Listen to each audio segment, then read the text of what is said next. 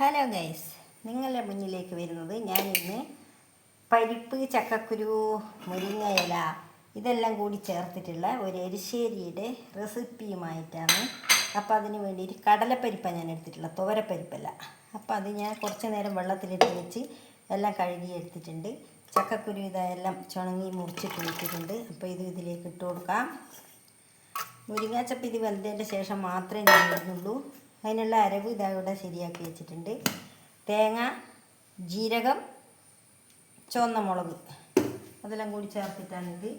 അപ്പോൾ അതിലേക്ക് ആവശ്യമുള്ള മഞ്ഞൾപ്പൊടി ഇട്ട് കൊടുക്കാം. മഞ്ഞൾപ്പൊടി ഇട്ട് കൊടുത്ത് ഇനി കുറച്ച് മുളക് പൊടി ഇട്ട് കൊടുക്കാം.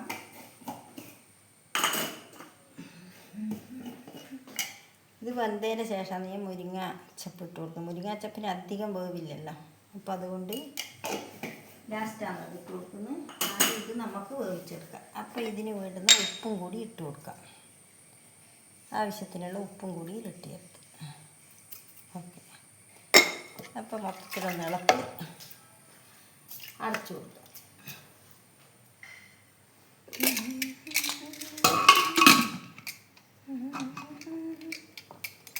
ഒന്നാം തരം ബലൂൺ തരാം, ഒരു നല്ല പിപ്പി തരാം, ഓടി ഓടി ഓടി. ഞാൻ കത്തിച്ചിട്ട് ഗ്യാസ് കത്തിച്ചിട്ട് കുക്കർ വെച്ചിട്ടുണ്ട് ഗൈസ്. അപ്പോൾ ഇതൊന്ന് വിസിൽ വരട്ടെ, എന്നിട്ട് നമുക്ക് കാണാം. വിസിൽ വന്നതിൻ്റെ ശേഷം നമുക്ക് കാണാം. കണ്ടല്ലോ, വെച്ചു വെച്ചു.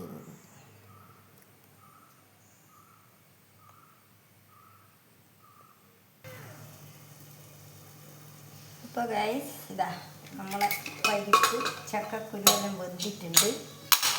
അപ്പം നമുക്കതൊന്ന് നോക്കാം.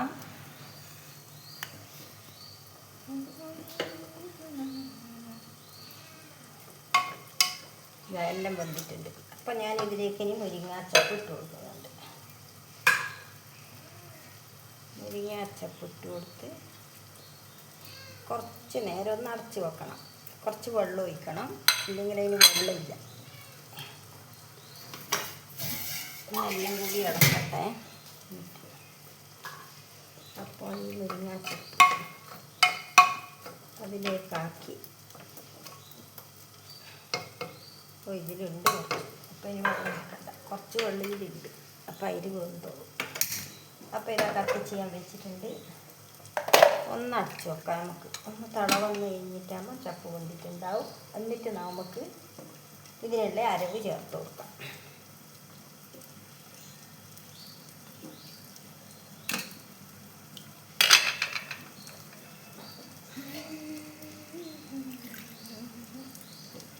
വേഗം ഈ പരിപ്പും ചക്കക്കുരുവും വേവാനുള്ള ടൈമേ ഉള്ളൂ. മുരിങ്ങാച്ചപ്പിന് അത്രയൊന്നും വേവില്ലല്ലോ, അപ്പം അതുകൊണ്ട് പെട്ടെന്നായി ഒന്ന് അത് തളിച്ചാൽ.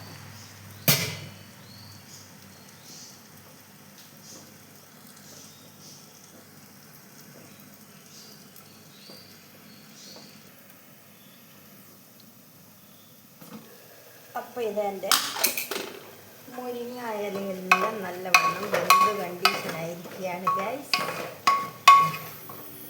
അടിപൊളിയായിട്ട് വെന്തിട്ടുണ്ട്. ഇതാ അപ്പം ഞാൻ ഇതിലേക്ക് തേങ്ങ അരച്ചത് ഒഴിച്ച് കൊടുക്കുന്നുണ്ട്.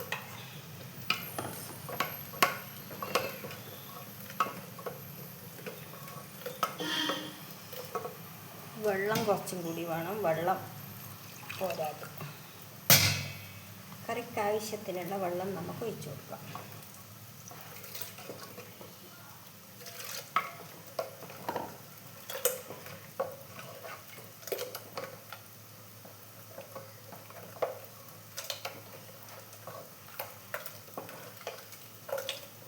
ഗൈസ്, നല്ല അടിപൊളി എരിശ്ശേരി ഇവിടെ റെഡി ആയിരിക്കുകയാണ്. ഉപ്പെല്ലാം ഉണ്ടോ നോക്കട്ടെ.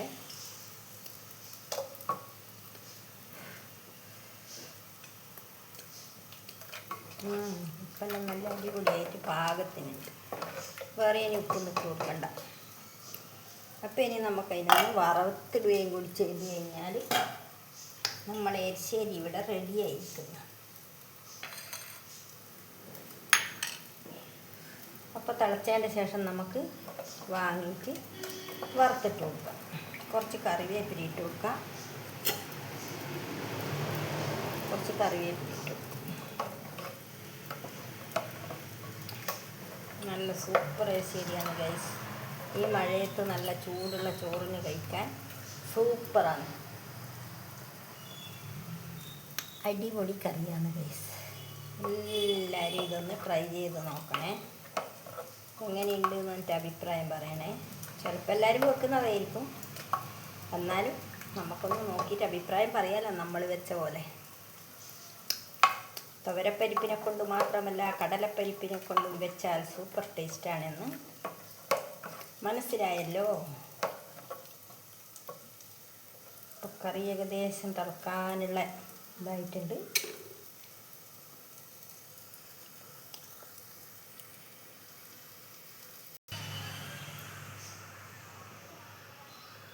അപ്പോൾ ഇത് ഗൈസ് നിങ്ങൾ കാണുന്നുണ്ട് എനിക്ക് തോന്നുന്നു. കറി തിളച്ച് അപ്പം ഞാൻ വാങ്ങി വെക്കുന്നുണ്ട്.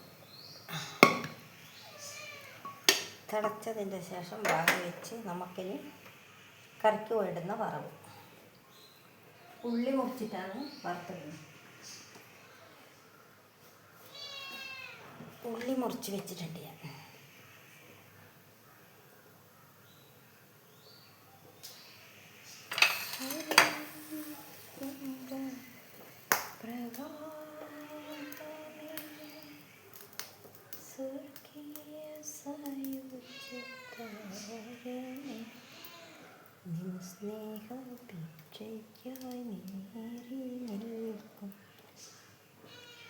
അപ്പോൾ ഇതാ കാഞ്ഞിട്ടുണ്ട്. വെളിച്ചെണ്ണ ഒഴിക്കുന്നുണ്ട് ഗൈസ്.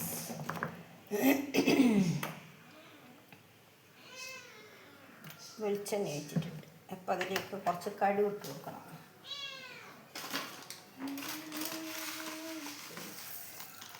കുറച്ച് കടുക് ഇട്ട് കൊടുത്ത് അത് പൊട്ടുമ്പോഴത്തേക്ക് നമുക്ക് പൂച്ചക്കുഞ്ഞുങ്ങളെല്ലാം കരയാൻ തുടങ്ങിയിട്ടുണ്ട്. അവർക്ക് വേഗം താ എന്ന് പറഞ്ഞിട്ട് അവർക്ക് തന്നെയാണ് പരിപാടി. രാവിലെ ഉച്ചക്കും വൈകുന്നേരം എല്ലാം കരഞ്ഞുകൊണ്ടിരിക്കൽ. വേറെ എന്നാ അവർക്കറിയുക? കരയാൻ മാത്രം അറിയുന്നവ. Full time കരക്കൽ. അപ്പോൾ ഇതാ ഉള്ളി വരുന്നത്.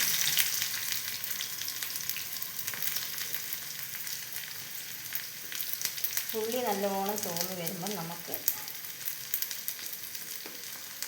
കറിവേപ്പില ഇട്ട് കൊടുക്കാം. കറിവേപ്പില ഒരുപാടൊന്നുമില്ല, കുറച്ചേ ഉള്ളൂ.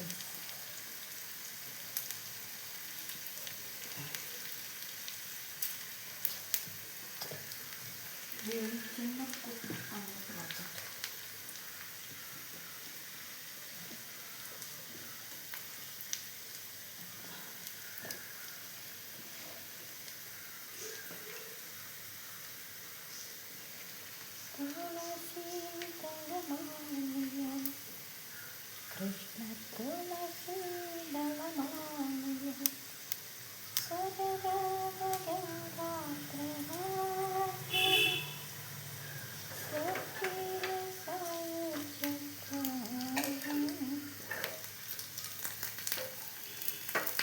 ഉള്ളി ചുവന്ന് വരുന്നത്രേ.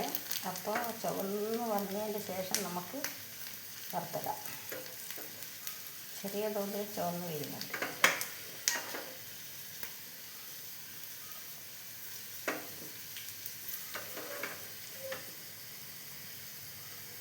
ചോളങ്ങളൊന്നും കൂടി വേണ്ടിട്ട് വറവില്ല, അതൊരു മണം, ഒരു രുചി.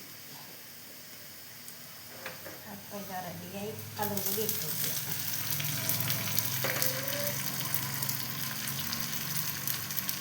അപ്പോൾ ഇനി തീ ഓഫാക്കാതെ ഞാനിതിലേക്ക് ഒഴിച്ച് കണ്ടല്ലോ, സൂപ്പർ റെഡിയായത് കണ്ടല്ലോ ഗൈസ്. എൻ്റെ എരിശ്ശേരിക്ക് വറുത്തിട്ട് കഴിഞ്ഞു. എരിശ്ശേരിയില്ല ഇവിടെ റെഡിയായിരിക്കുകയാണ് ഗൈസ്. അപ്പോൾ എൻ്റെ ഇന്നത്തെ വീഡിയോ ഇത്രയേ ഉള്ളൂ. വീണ്ടും അടുത്തൊരു വീഡിയോയുമായി കാണാം. ബൈ.